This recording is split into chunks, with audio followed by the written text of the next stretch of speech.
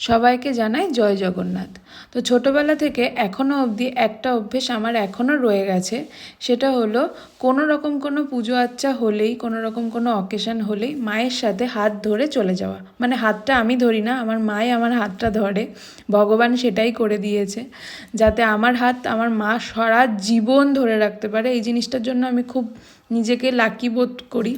তো যাই হোক, দেখো আমি কিন্তু একটা মন্দিরে নিয়ে চলে এসেছি মাকে। মায়ের খুব শরীর খারাপ, তো মাকে বললাম চলো একটু রথ দেখে আসবে, একটু ঠাকুর দেখে আসবে, তাতে কিন্তু তোমার শরীর মন দুটোই ভালো লাগবে।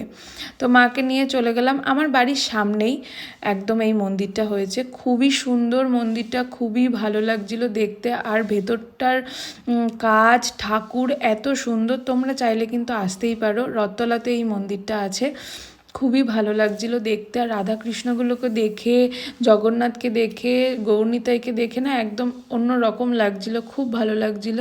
তো আমি আর আমার মা সেই মন্দিরটা দর্শন করলাম, ঠাকুর প্রণাম করলাম। লাস্টে যখন মন্দির থেকে বেরিয়ে আসছি তখন কিন্তু আমাদেরকে প্রসাদও দেওয়া হয়েছিল।